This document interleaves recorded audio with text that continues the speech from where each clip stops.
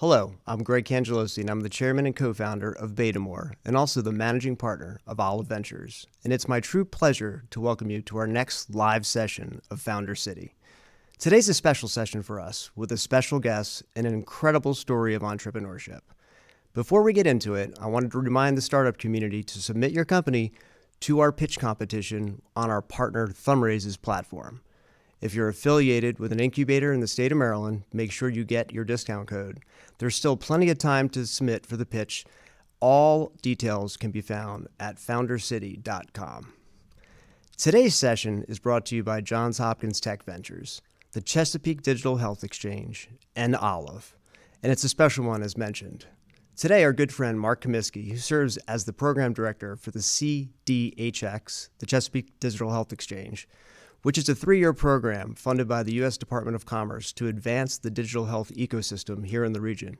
We'll be interviewing my fearless leader, who's also a co-founder of Baltimore and is currently the CEO of Olive, Mr. Sean Lane. They will be covering Sean's journey from building Olive from zero to over $1 billion in valuation. For this session, before I turn it over to Mark and Sean, there are a couple of asides that most people don't know about, a couple stories I want to tell. First, I was just recently reminded by Sean that Founders City was actually one of the original names for consideration for Baltimore. Sean reminded me of that and also just pulled out one of the original logos that he designed for it in 2012. Secondly, another story most people don't know is that in 2013, right after we opened the first Baltimore located at 1111 Light Street, Sean, about 30 days after, said to me, "Greg, I'm going to go move to Columbus, Ohio to start a healthcare technology company." Of course, I was like, "What, Sean? We just built out Baltimore. I mean, we got to get this going." Sean turned around to me and said one thing. He goes, "Greg, I'll make you a promise. I'm going to go build a $1 billion healthcare technology company, and then we'll come back and do a venture together." So when I was on the all-staff meeting back in last fall, when Sean announced our recent funding raise was putting us at a $1.5 billion valuation, I think I literally choked up because execution, vision, tenacity, resilience, an incredible journey. I'm so excited that he's going to be sharing it with the audience today. So Sean, thank you. Mark, thank you. We'll turn it over to you guys to have a great conversation.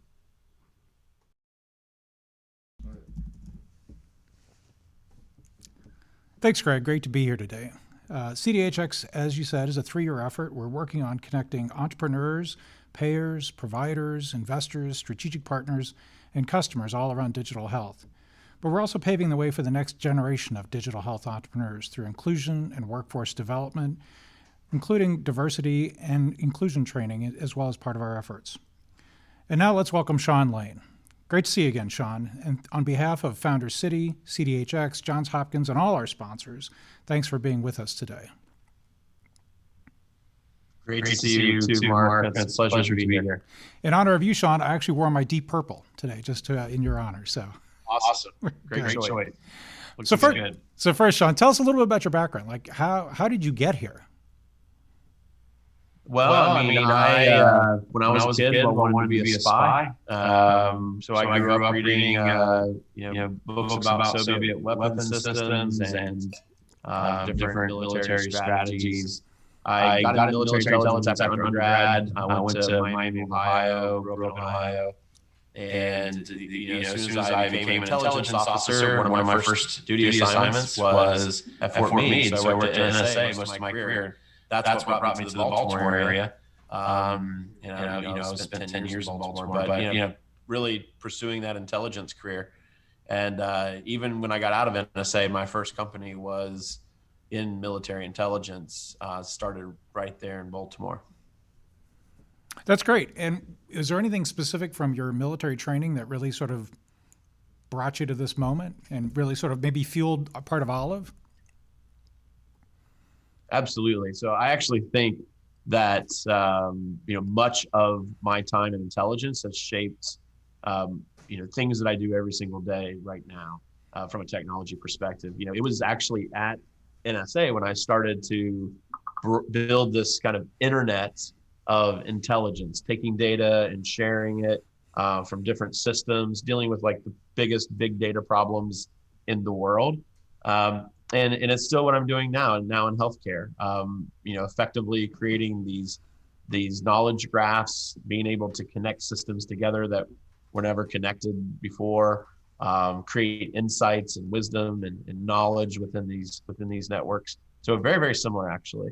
And not to mention a lot of the leadership training that occurs in the military as well. I've used both of those. I know in my previous life, I worked in cybersecurity companies. I started a couple of companies along the way. My experience was the intelligence guys never got along. The Fort guys didn't like the Langley guys.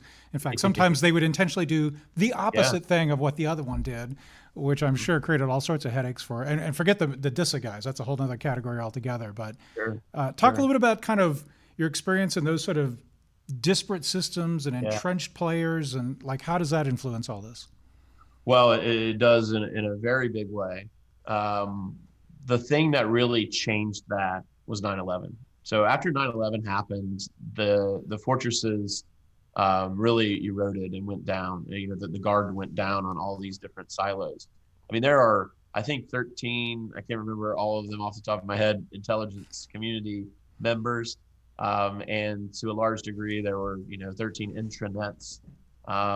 We may have data at NSA about a bad guy, and CIA has their data about a bad guy, and FBI and DIA and DEA and NGA, name it. But when it's really the powers when that data comes together. And we did that after 9/11. We started to fuse the data together. We started to share on unprecedented levels. And we showed pretty clearly that when the data are connected, it can be a game changer. And, healthcare is kind of, at least when I started in 2012 into healthcare, it was in the kind of pre 9/11 days of its own industry, where there's a lot of silos, fiefdoms. There wasn't a lot of sharing.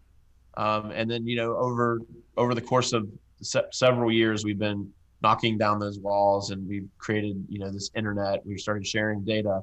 And then, frankly, the pandemic that we're still in, that has really rocked our world over the last 14 months now, has been a kind of prolonged 9/11 type style of an event, where now I think organizations are a lot more keen to share data for the greater good of healthcare, to be able to share data about capacity around rooms and ER beds and ventilators, but also surveillance data on some of these epidemiology studies that are done, pulling data together to quickly run clinical trials, to create cohorts for clinical trials, so that drugs can be built quickly and more economically. So I think that we're just getting started as it pertains to sharing in healthcare, but we've really been catalyzed over the last 14 months. Talk a little bit more about where the idea for Olive came from. I mean, you said you started messing around with this in 2012, but how did you get from there to here, or from military intelligence to there? So I was in Baltimore. I just recently partnered with Greg, as he mentioned, and we were just so invested in the ecosystem, the entrepreneurial ecosystem in Baltimore, still are. And, it was my plan to be there forever. I think, ironically, maybe a week before I started to get a kind of instinct that I was not going to be there forever. I had an article. There was an article published. It was like Sean Lane's all in on Baltimore, which was kind of ironic. But so what happened was, my hometown back in southeastern Ohio was battling a ferocious battle with prescription drug abuse, and it was ravaging my hometown where I grew up, and lots of my friends were affected by it, and my family was affected by it. Very close members of my family. And that was kind of like the straw that broke the camel's back. And I was fed up with this prescription drug abuse problem. And I wanted to know more, and I wanted to see if there was a way to help. And a few leaders from my hometown came to Baltimore, actually, and asked if I could help. So I started visiting my hometown and specifically the hospital, to learn more about what's going on. Like, why are people able to access these opioids? And the answer in a lot of ways was that the health care system they had no idea that it was happening. They just weren't sharing data. Their systems weren't connected together. And they didn't know who a person was. And you experience that every day, or every time you go to a hospital and you fill out the same forms over and over and over again, you're reintroducing yourself to healthcare because they don't know who you are. So the instincts for the company started then. And it was what I said at that point back in 2012 was, we're going to build the internet of healthcare, the IOH. And frankly, for 4 years, nobody had any clue what I was talking about. But it was, to me, we had done it already in the intelligence community. So I kind of knew what to do. I started by building a graph database, me and my team, putting together, a thing that we could do entity resolution on people, places, and things, and started to connect, create like a routing table of where someone's data were. But even that was a nice idea, but it wasn't, commercial. We couldn't commercialize it. There was no way to make money. So for the first, several years of the business, we, had fits and starts of making money, zigged and zagged on 20 plus products. But it was really when I was visiting hundreds of hospitals, giving them this graph for free, this identity graph, as a way to kind of start a relationship with them, when I saw that every time I would go to these hospitals, they had seas of people in cubicles, and they would have hundreds of people that were effectively doing the same thing over and over and over again. And they were the routers of healthcare's kind of current internet. They were logging into one system, taking data out, logging into another, putting data in. They were basically the APIs of healthcare. They were the ETL. They were the routers. Pick your analogy. But I was like, that's the problem. The problem is that we have 16 million employees in healthcare. 4 million of them are routers that cost $1 trillion. And then it became very clear that what we needed to do was actually build a new workforce, an AI workforce, and an AI workforce that could sit virtually in that seat, could connect into any system through the user interface, just like a human would, and take on these tasks that these humans were currently doing, and free up the human to, just like we have in many industries, in the past, to do things that were made for them, not being a router. And that became clear that that's what we should build. And that was the 28th product that we built. And that was called Olive. And that's kind of how it got started. Yeah, I was going to say, it's a big jump from tracking patients and opioid prescriptions all the way out to hospital information systems. Yeah. That's a huge jump. Is there a common thread through all of that? Oh, for sure. I mean, the common thread is the internet of healthcare. The common thread is connecting systems together that weren't made to be connected. They're certainly meant to be connected, but not made to be connected. Yeah. The thread is the internet of healthcare, and it stayed that way from the very, very beginning. The instincts of things aren't connected is still the thing that drives us. We're, as a company, we still talk about the IOH, and we're going to talk about it more, as we continue to grow, and we're going to, kind of show people what we think the IOH could be. So that's been the thread the whole time. It was a very long and winding mind maze to get from the healthcare doesn't have the internet to we're going to build an AI workforce as the solve for that. It certainly wasn't obvious.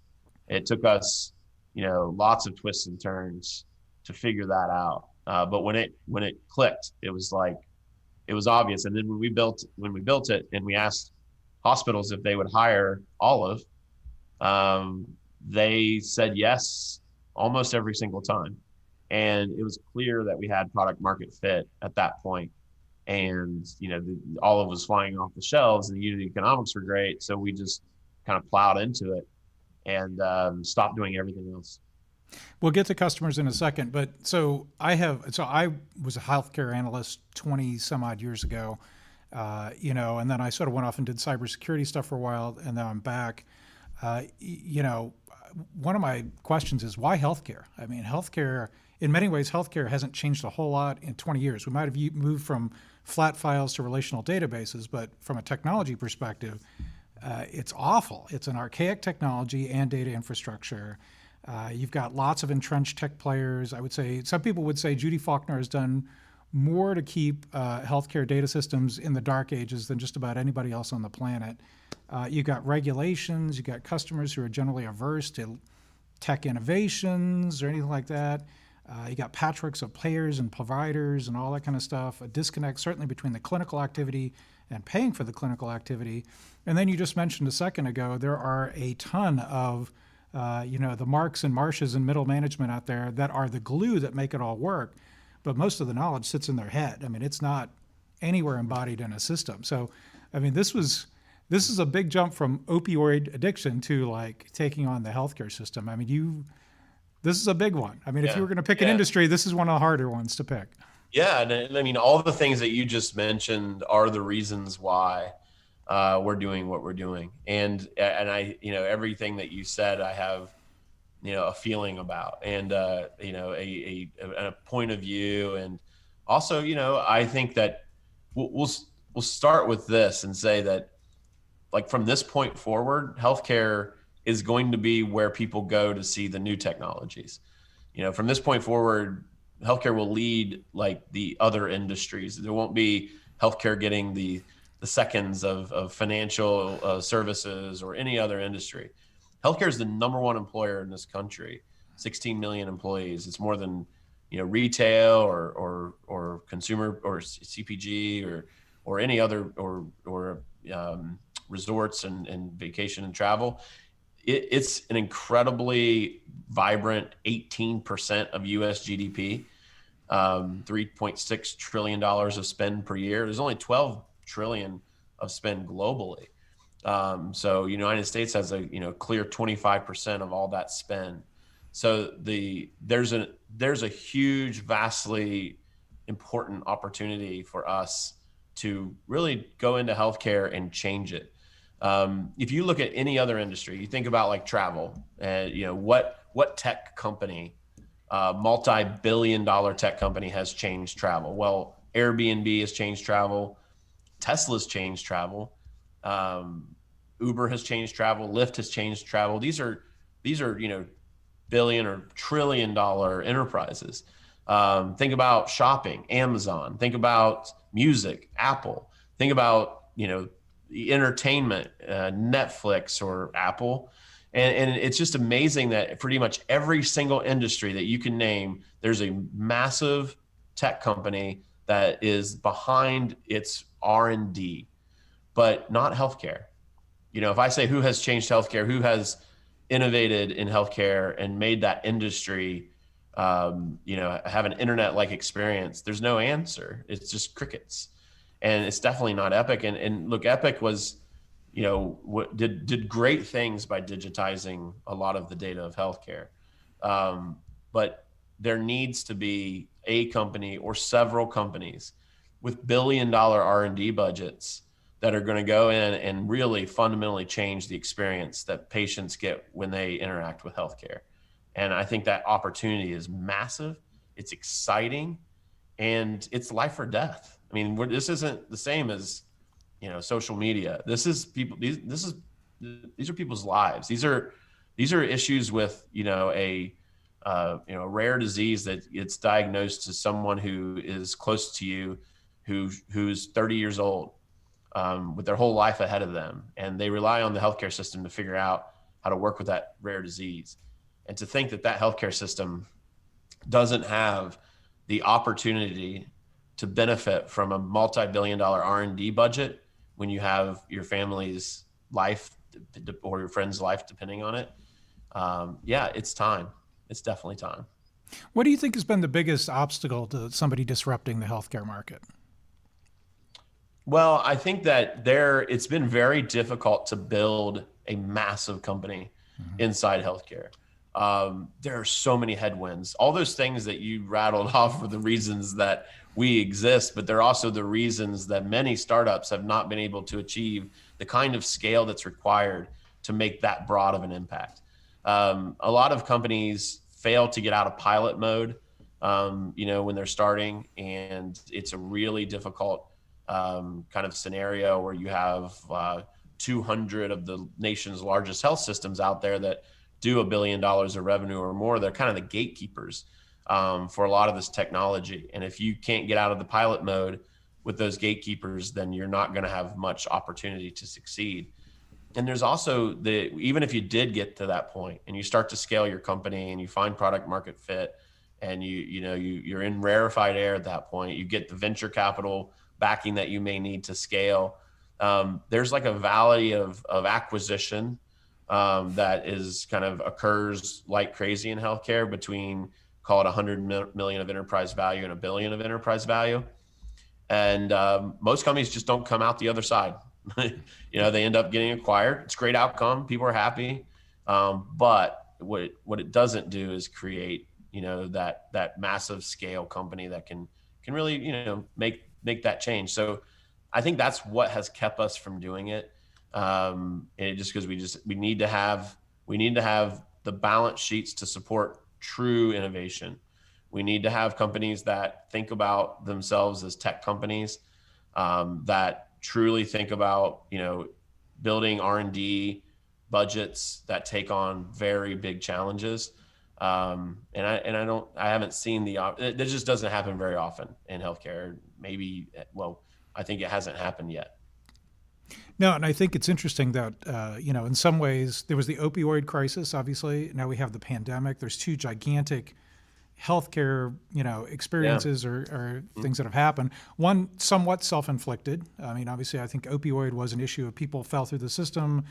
They got multiple prescriptions and so forth. Obviously, the pandemic, nature just came and smashed into us, but we've had to respond to that. Talk a little bit about kind of, how could tech help us in the future? I mean, obviously, there's 1,000 lessons here, but and it's going to happen again. There's going to be another one of these, whatever it is. But talk a little bit about how technology could help us. Yeah, it's really exciting when you can kind of imagine a future of what I would say is inevitable of how you will interact with healthcare. At the very beginning of your experience with healthcare, you take a lot of comfort in knowing that they know who you are. One of the interesting things that these internet, I know it sounds basic, but they don't always know who you are. They think they know who you are.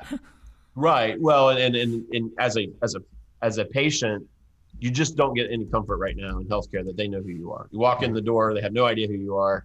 Again, you're filling out the same basic forms over and over and over again. You have really no confidence that they're looking through your history. They're like, oh, I read this thing from 5 years ago.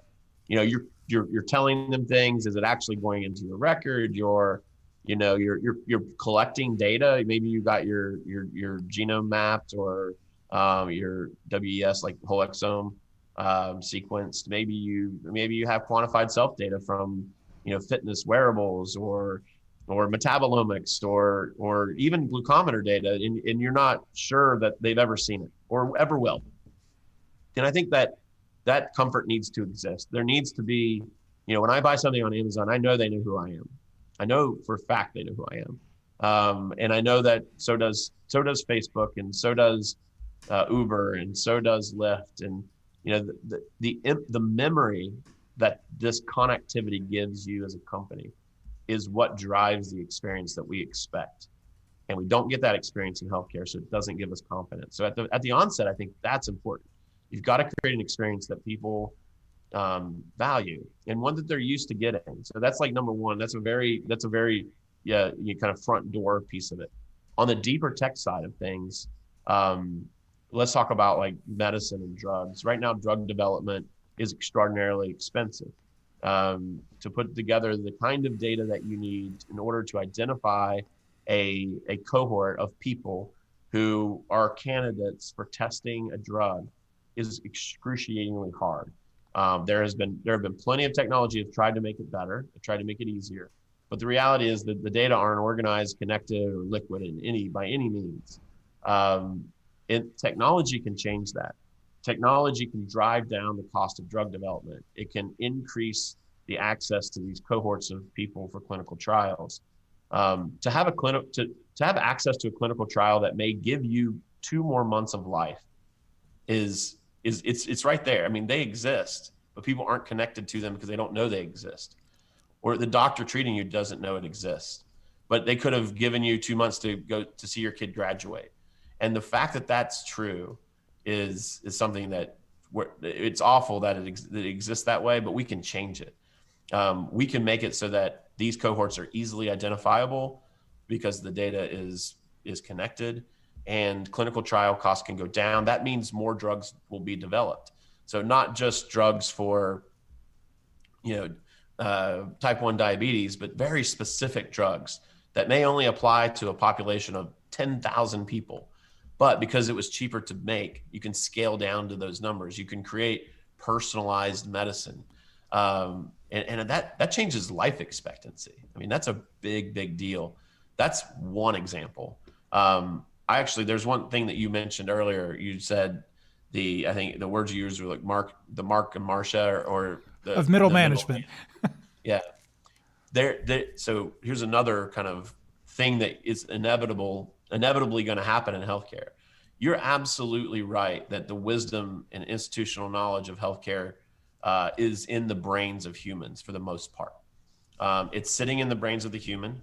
That's right. It's walking in and out of the door. It's leaving jobs. It's retiring. It's going from one health system to another. And the people that work at that health system, that's where that data, that corporate knowledge lives. So how to run processes, how to get paid by payers, how to what things are available to them and their revenue cycle or their supply chain system, or you name it, any of those administrative, their clinical operations, even how to treat a rare disease. So what Netflix did for data, think about what they did. They said, there's all this great content out there, but it's not aggregated. You can't access it. You can't browse it. You have to literally they were you had to go to a store and pull that content off a shelf, take it home and plug it into a machine to watch it.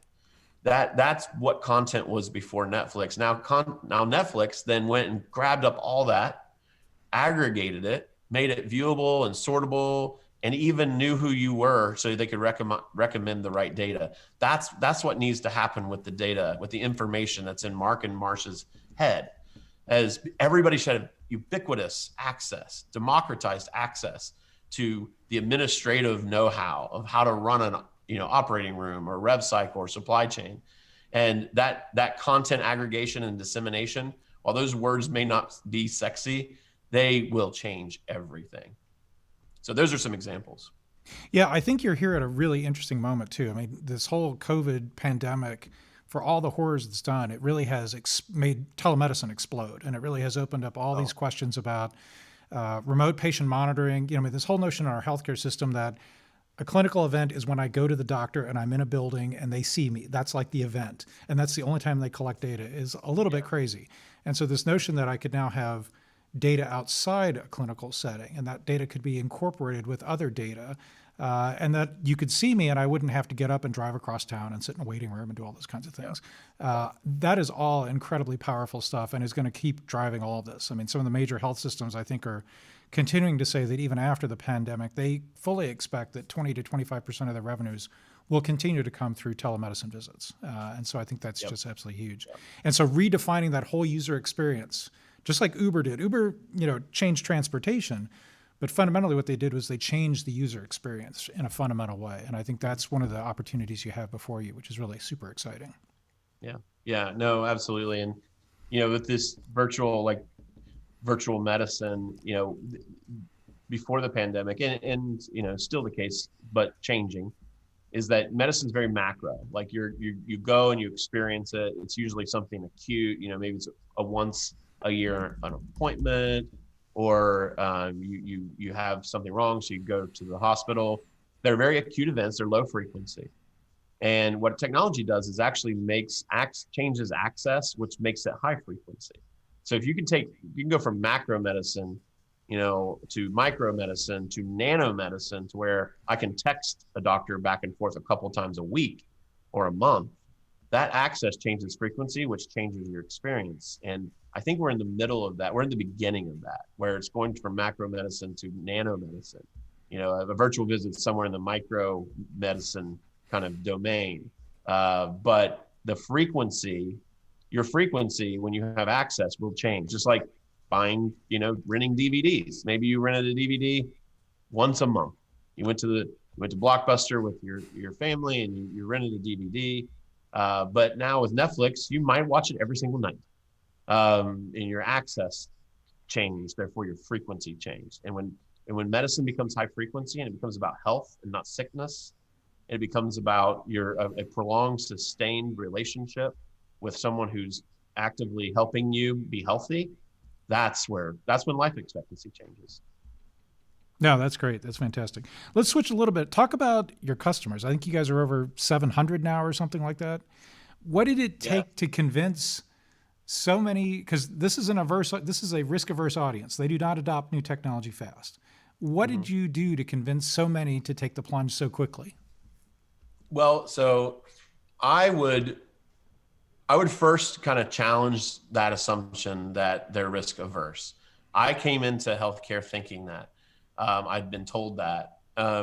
Frankly, our customers are excited about technology and are innovators. True innovators. Like there are a few who are resistant, but it's just like any market, really. I mean, it's not that unique.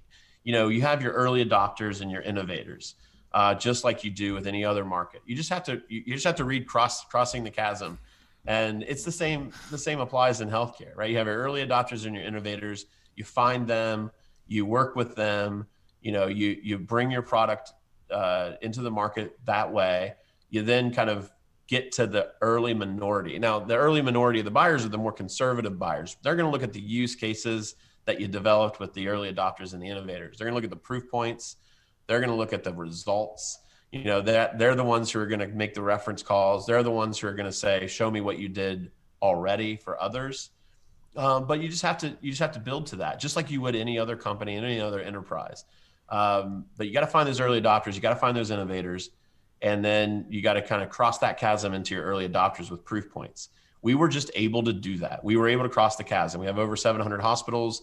We now are working with both payers and providers. So not just providers, not just your health systems, but also now insurance companies.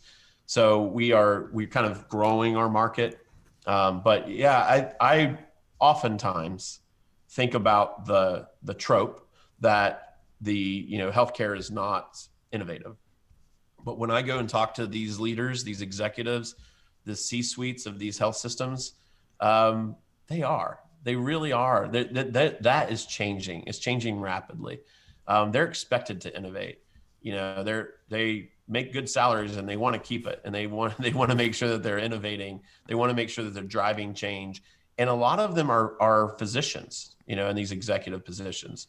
They've grown up taking care of people. They've grown up being on the front lines of healthcare, and they're certainly passionate about it. And they have a desire for things to get better and change. So I've just been really happy with our relationship as a company, with the executive teams at our customer sites. And it really has gone against the grain of what I expected.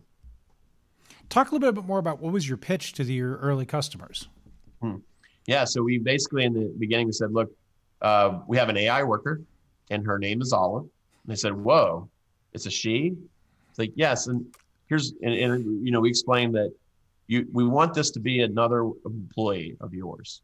Your workforce is going to be your human workforce and your AI workforce. It's no longer just going to be your human workforce.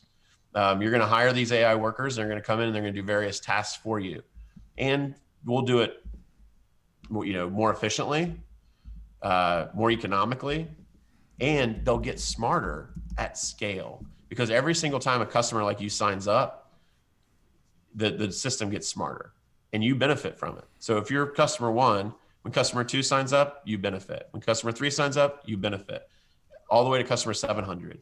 So the cool thing about, so that was the pitch. Like basically we have an AI worker. Her name is Olive. She's going to come in and she's going to work in your rev cycle. She's going to do it more cost effectively. She's going to free up your humans. So now, and this is a really important point, not only are you doing it at greater value, not only are you able to take on the huge list of work that you never got through because you just didn't have enough manpower. Now you actually get to increase the ROI of your human workers. So your human workers no longer, logging in and checking the same thing, 4,700 times a week. They are doing innovative things. They're changing processes. They're focusing on customer care, which in their world is treating patients and figuring out how to make it a better process, better engagement, better experience. This is all contributes to a better industry. So that's a really cool thing to be able to do is show them a path to save money and create a better experience for their employees and their customers. No, and I would think the employee part would be very important because, historically, a lot of the jobs in healthcare bureaucracy were just complete dead ends. So, this really gives people an opportunity to really work with some of the latest technology and do much more innovative things. That's right. Changes, turnover rates, employee satisfaction, creates mobility. They now have job fairs because a lot of people are being reskilled and retrained and upskilled, which is awesome to see. Internal job fairs after they adopt their AI workforce. Because when all it comes to work, we work at scale in these enterprises. We're talking, we're not just working in one department on one task. We're working literally on every single department in the hospital, in the health system, or the insurance company. And we're taking on massive workloads. So it changes their workforce. And what it does is it enables them to grow. So when you have like a really high cost structure, and a lot of it is because, you're paying humans to be routers. When you free up that money, now your humans can grow into new areas, new service lines can open, acquisitions can occur. You can open up new places in remote areas, so access to medicine changes. So it's a really net effect, great for healthcare. Talk a little bit about this concept of assurance and what that means. I met Hemant, I think, almost 20 years ago. He had just started at General Catalyst, and we were looking for investment in my company. So it's totally weird to have like my world's completely circle around. Oh yeah, totally full circle. Yeah, but talk a little bit about this concept of assurance and how that applies to all this. So Hemant and Dr. Stephen Klasko wrote a book called Unhealthcare. If you haven't read it, I suggest picking it up. It's a quick read. It's one that you don't really put down because it makes so much sense. And this idea of assurance, there's a lot of spins on what health assurance means, and we have our own. We just said, we want health to be assured. So we want to do what we can to, assure health, not insure a person. It should be more about how do we make sure they're healthy, not how do we, when they're sick, they make a claim, just like if you got hit by a car, you're making a claim to an insurance product. And that's probably not the right way to keep people healthy. So it really challenges that. Now, what we did is we took that very literally and we said, we're going to create a product that we call assurance, which we do have. And basically what we did was we got right in the middle of the claims process, because I said, we got to start with the money. If we're going to bring this assurance to life, if we're going to, give it the juice it needs to succeed, we need to start where the money is. So what we do at Olive, and it's called Olive Assures, is we pay claims immediately. So we don't wait for the insurance to pay them. We give our customers the experience of getting paid as soon as they treat a patient. And, so we create a financial product as a result. So assurance that you're going to get paid, which, by the way, for people who may not know in healthcare, it is certainly not assured that or insured that you are going to get paid when you submit a claim to an insurance company. Many claims are denied. And there's an entirely expensive arbitrage that goes on between the insurance company and the hospital. Fortunately, we're right in the middle of it, so we know it, we understand it. We've seen it millions of times, so we have a good engine to predict it, and we can actually change the outcome. and get our, and we put our money where our mouth is by paying these claims immediately. Yeah, this is, long ago we talked about this. I mean, the rules of payment are in the contract. This should not be complicated. I went to law school once upon a time. You should be able to translate that into code that actually allows it to get paid. It seems sort of, again, lack of transparency, a lot of unknowns in the user experience. It really is not a good, not good or fun. Right. And then the cool unlock to doing that at scale, because it's hard to, this is more traditionally called factor, right? So like it's when you pay a receivable ahead of time. But the reason why these claims aren't factored is because the security is unknown. The claim, is it going to get paid? We have no idea. But the game has changed now because we have deep learning. So we can put 10 million claims into a deep learning model and then we submit one claim and it tells us pretty accurately if that claim is going to get paid. So we know a lot about the security now, and that means we can factor these things, and we can. And if we don't think it has a high likelihood of getting paid, we can go change it. We change it up. We change it with our AI workers. So it's a pretty cool new world that we live in with the ability to understand, not just by putting in the rules, but through a deep learning model, whether or not a claim is going to get paid. Yeah, and even if you can't get 100%, if you could move the needle on 80-20, this is huge dollars totally. And time we're talking about, just enormous numbers. Yeah, it's $3.6 trillion. Unbelievable. Let's pivot a little bit. Tell us a little bit about fundraising. I mean, you've gone from, small fundraising not that many years ago to now gigantic fundraising.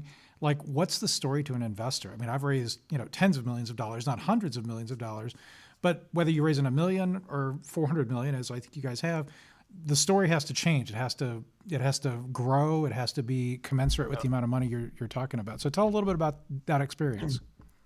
It's interesting. We, even from the very beginning, we talked about this future that we were going to create. The same things that we're talking about today. And I've kept with that story and I've kept with that vision from the beginning. Frankly, though, it was really hard for early investors to see it, because they had to have a lot of faith that we were going to go from where we were to this big bounding vision. But now it's actually easier for them to see it. We're a bigger company, over 700 employees, a lot of customers, growing extraordinarily fast. And they're like, we believe it. We see the vision, and it's actually like, starting to come into focus, that it's possible. And so that's the first thing I'll say, is that the story hasn't really changed that much. It's actually been pretty consistent. It was just actually harder to see in the early days, but now it's actually a little easier for people to see. But getting like a little bit tactical on fundraising, I had never really raised money prior to Olive. I mean, I think the first thing you need to do, and the title of this talk was like a path from 0 to $1 billion. Well, the first thing you need to do is figure out, are you building a $0 million company or a $0 billion company? And that I stole that from Vinod Khosla, who's one of our investors. But it's very, very important in the early days. Like, are you going to build something that, maybe you'll get to 100 million in market value, or are you building something for $1 billion? Because you build those companies very differently. And you just have to know what that is. I don't think one is better than the other necessarily. I've done both. They're very different. I'm super excited about, I'm glad I picked the $1 billion second, but you just got to figure that out first. And then I got super lucky. I was in Ohio and I was working on this Internet of Healthcare. I had never raised venture capital. And I met a guy named Mark Kwame and a guy named Chris Olson. So Mark and Chris were at Sequoia.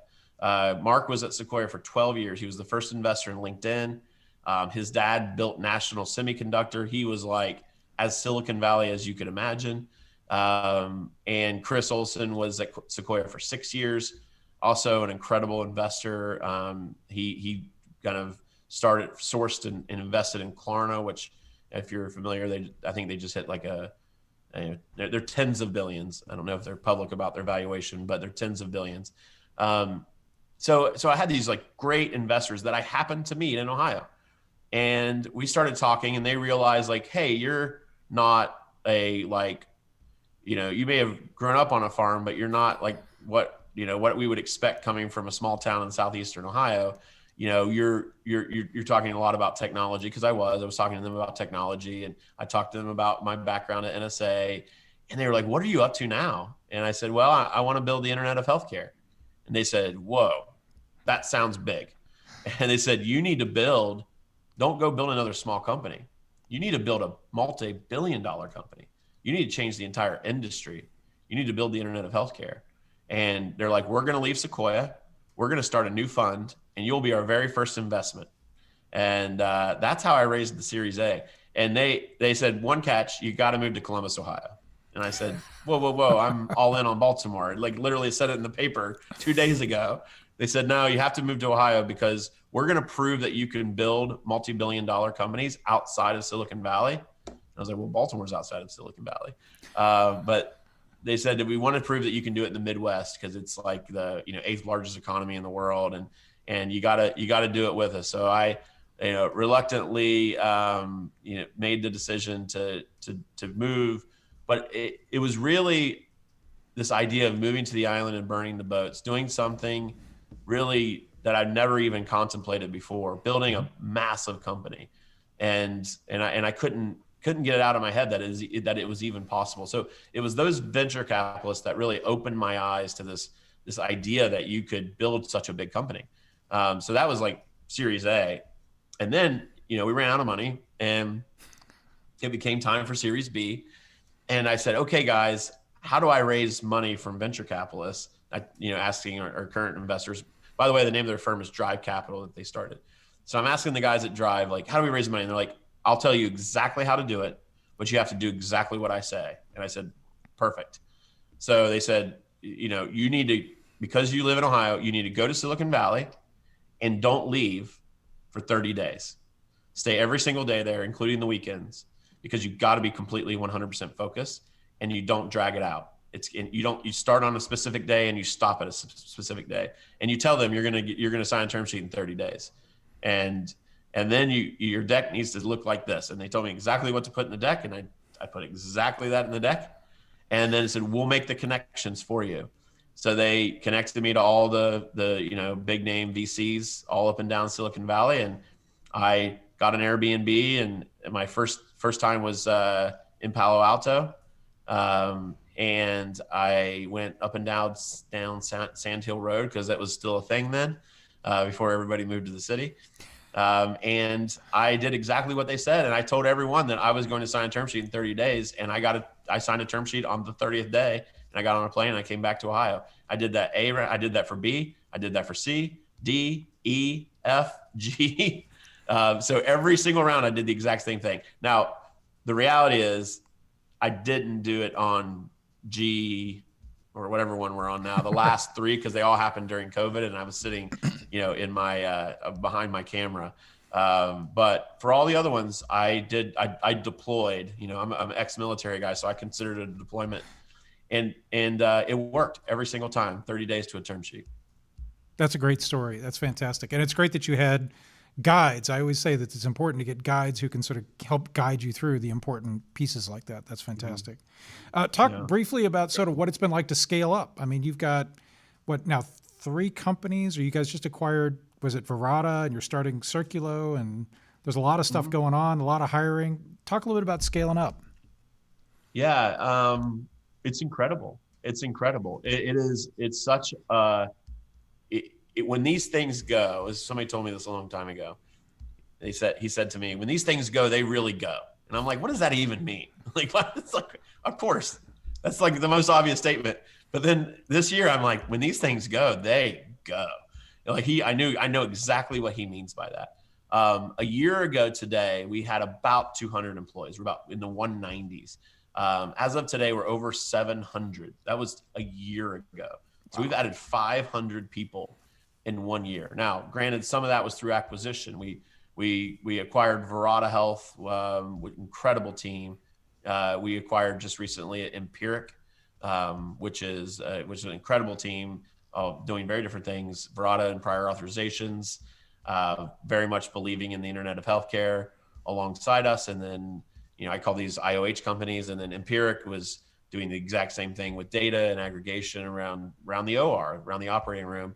And so they're an IOH company as well. So the scale, what I've realized, and it took me a while, is that leadership is probably the most important thing. It's the most important muscle to build.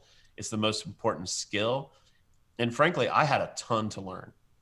I wasn't even coming out of the military. You think I would be a great leader. And my first company was pretty successful. And everybody, I thought that I was a pretty good leader. But when you're building a company at this scale and you're going through the trials and tribulations of not making really a dollar of revenue for 4 years, it really puts you to the test as a leader. So I've worked on that really hard. Probably the most of anything I've worked on is just being a leader, and I work on it every day. And I've developed my own kind of methodology that I call love to lead. It's basically you have to love in order to lead, and you have to love to lead in order to, because it's a hard job. So it's an acronym actually. So LOVE, and the acronym is everything is a leadership problem. I mean, you have to realize no matter what happens, even if code commits breaks something, it's a leadership problem. And you have to think of it through that lens and figure out how to change it. Not everything seems tactical. Everything that seems tactical is still a leadership problem. And I try to have everyone think of that way. The O is otherhood. When you grow at the scale that we're at, there are people right now that work at Olive that feel unrecognized, that feel underappreciated, that feel like they don't have the right information, that they don't have time with their manager. They don't feel like they're getting paid enough. They don't feel like we're doing the right things. So I always think about the others who have this otherhood, and constantly I'm thinking about those people, because it used to happen a lot less frequently, but as you grow, I can say with certainty that it's happening right this second. And the idea is like, we got to build systems for those people who feel underappreciated, who feel like we're not doing a good job in a lot of areas. The V is vision. So I love more than almost anything in the world when I have a vision and people help me execute it, and it comes true. It comes to life. Baltimore was an example. When Greg and I had that vision, Greg and Mike had that vision, and it came to life, like walking through it for the very first time, that very first day. It's just an incredible feeling. And what I realized, and it took me too long to realize this, but what I realized is that everybody likes that. And why am I selfish and only people, helping me execute my vision? I want to execute everyone's vision. And I want to have a company where everybody asks everybody else, what's your vision? And then they just help them get to that. And so I think vision is really important. And it's about everyone's vision. It's about helping everybody execute everyone's vision. And then the last one is expectations. I think all emotions come from expectations. If you wake up mad about something, frustrated, you have that morning thing. For me, it happens in the morning. I don't know. I'm like a grumpy morning guy. I don't know why. I love mornings, but I get up and I'm mad about something. I'm like, this is supposed to go, this data was supposed to be collected like this. I told people that. Like, what the heck is going on? And the reality is I'm mad because I expected something that didn't happen. And I've realized that there's no such thing as too crystal clear on expectations. So I doggedly am trying to communicate expectations and hearing people tell me what their expectations are of me, being really clear about it, and then hoping that people do that inside our organization. So and I say all this because you said, what's it like to scale? And my answer to that is, if you have really principled leadership methodologies, then you can survive, and you have a crystal clear vision and one that's communicated often, then I think you can survive this kind of scale. Because there's no way I'm going to be able to do it alone. And the reality is it's the team that we've built that has enabled us to scale. That's a good segue. That's fantastic. I think those are all great insights here. Talk a little about, first off, why Baltimore, and what's up with Olive Ventures? I mean, clearly this is a different way of approaching a startup. There's plenty on your plate, but you wanted to do this Olive Ventures thing too. Sure. I'll start with Olive Ventures. We believe in the Internet of Healthcare. We believe in a new industry. And we just don't think that industry will be built fast enough if we do it by ourselves. Now, could we do it by ourselves? Maybe, over like a long period of time. But unless we actually change life expectancy, I won't be around to see it. So I think it's time is the scarcest resource. It's not money. It's definitely not vision. It's time. And because time is the scarcest resource, we kind of put together this idea that said, what if we opened up our platform, our data, our distribution, our technology, with STKs and developer kits and a developer economy. And we helped create big, massive companies that carried our IOH vision in ways that could give us scale beyond our current abilities. And that's when Olive Ventures came in to say, let's put money into these companies. Let's build them from scratch, from the ground up. But let's not these aren't $0 million companies. These are $0 billion companies. Mm-hmm. We're building massive companies on our fabric that are going to shape, to kind of form that IOH, because we just can't do it all ourselves. So the first one was Circulo. Mm-hmm. Circulo is a Medicaid company. I am very passionate about Medicaid. I believe that the Medicaid product that exists today, what people get, the healthcare that people who are experiencing Medicaid, is a bad product. I think that the taxpayer is paying for a bad product. I want to change that. I think there's too much administrative costs. There's too much overhead. There's too much junk, and we could produce a really incredible experience for a really important part of our population. We see Medicaid as an investment in the future of this country, investing in the people who are going to be the future of this country. It's about the person who may be under 138% of the national poverty level in one day, and they're on Medicaid this week. Could be a founder who's about ready to start a company and it doesn't have a salary and needs to be on Medicaid for a while. That's the future of our country.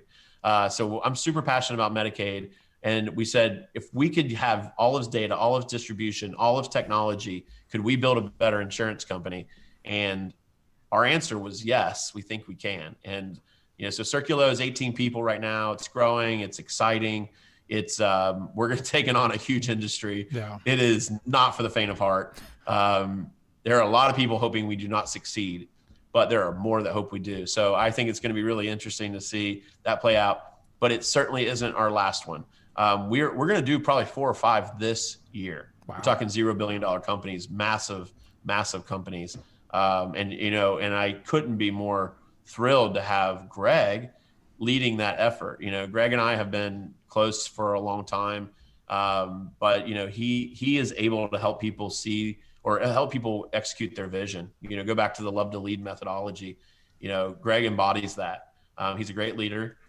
He helps people execute their visions, and now he gets to do it at scale as Olive grows, which I think is super cool. And then the second question is, why Baltimore? It all started with Baltimore. It's the Ravens. Yeah. It's the Ravens. There's so many connections, but it all started in Baltimore. Baltimore gave me the opportunity. It was NSA that changed my life. It was Baltimore that changed my life. It was the starting of my first company that changed my life. I met my wife in Baltimore. I, had my second kid in Baltimore. First and second kid in Baltimore. It has given so much to me personally that when it came, time for us to grow big enough to say, where's our second location going to be? It was an obvious choice that we're going right back to Baltimore, where it all started. So I love the fact that we are now, active in Baltimore. We have a flagship customer in Baltimore, MedStar, is a really phenomenal customer of ours. We're hoping to grow our customer footprint also, of course, in the whole Chesapeake area. So yeah, we're just thrilled to be back in Baltimore. I mean, I can't wait, for the pandemic to to dissipate so that I can go and see some of the things that we've built out there. No, it's been very exciting here. I mean, there's a lot to do here. There's certainly, from my work, I'm seeing a lot of digital health opportunities in the Mid-Atlantic and the Chesapeake region. So definitely Baltimore is a great epicenter for that. Well, we really appreciate your time today. And thanks so much again on behalf of Baltimore, Johns Hopkins, CDHX, and all our sponsors. And we will have a great day, and have a great day yourself. Thanks. Thanks, Mark. That was great. I Bye. appreciate that. Thank you.